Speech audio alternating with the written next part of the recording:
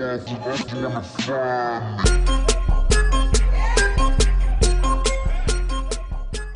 in desperate need of natural resources. Therefore, they invaded Manchuria, a part of China. The League of Nations didn't do anything to help the nationalist China. When they asked for help, Japan continued their invasion. The Depression. The Depression led the country into more of a fascist government. Political instability. The military power did not want to be curbed. There was no political control until World War II. Japan signed a pact with Germany and Italy November 25th, 1936. Reaction. People saw Japan as a threat. They had fear of the Japanese expansion. U.S. Pearl Harbor. U.S. doesn't give Japan oil. There's no room for negotiation. The new Prime Minister of Japan planned an attack on Pearl Harbor to get rid of the U.S. so Japan could capture Dutch and British colonies. The U.S. declared war on Japan.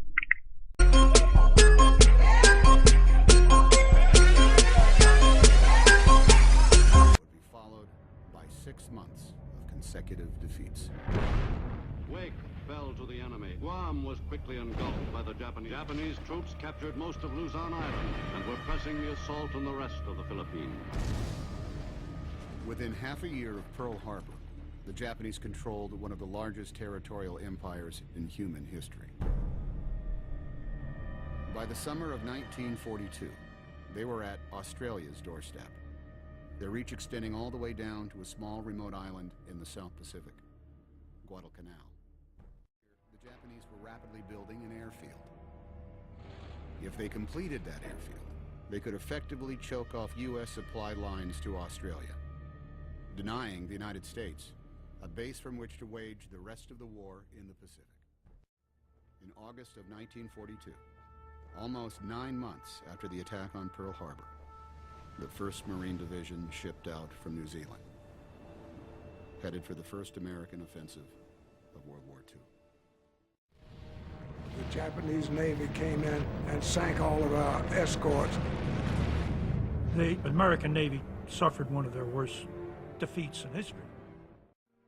By September of 1942, the Marines had been left to fight the battle for Guadalcanal alone. They were vastly undersupplied, and many were on the verge of starvation. With thousands of Japanese reinforcements pouring onto the island, the Marines were strafed and bombed continuously.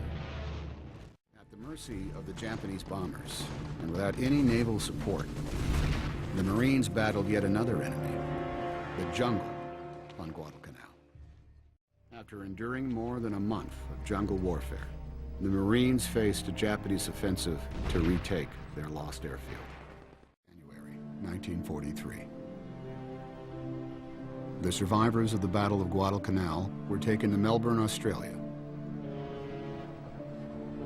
Here they would recover and wait while the United States built up its military forces. In spite of the victory at Guadalcanal, Japan still held the vast territory surrounding its homeland. It would take close to a year to build a force large enough to launch the next major American offensive in the Pacific.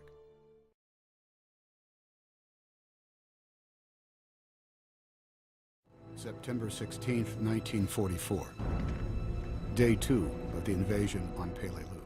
This resistance was so fierce that the Marines couldn't get supplies to shore. During the day, the temperature rose to 110 degrees, and no drinkable water could be found on Peleliu. Under these conditions, the Marines' orders were to cross the exposed airfield in the middle of the island. When they advanced, the Japanese opened fire. September 18, 1944. After 3 days of fighting, the airfield on Peleliu was captured. As casualties mounted, it became clear that U.S. intelligence had failed to anticipate the level of Japanese resistance. Looming behind the airfield were high coral ridges that spanned the island.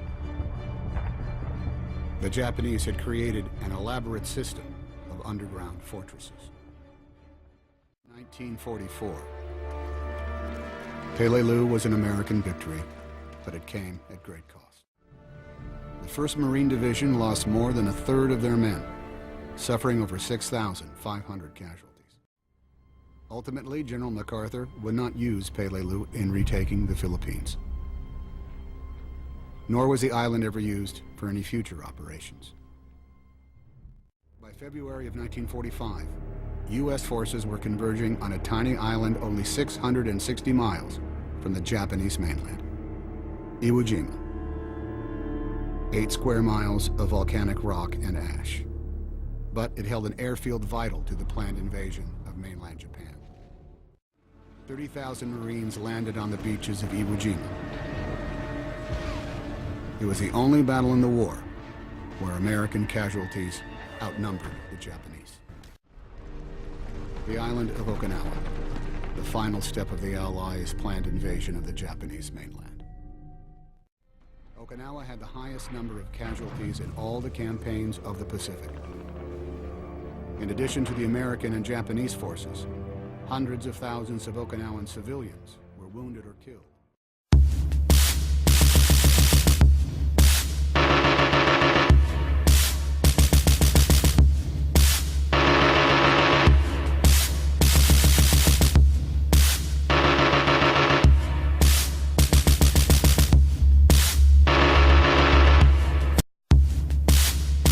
On August the 6th, 1945, 2 American Super Fortress bombers arrived over the Japanese city of Hiroshima on the world's most devastating military mission. The Enola Gay, with Colonel Paul Tibbets at the controls, was about to drop the first atomic bomb, a weapon conceived by a group of international scientists based at Los Alamos in the United States.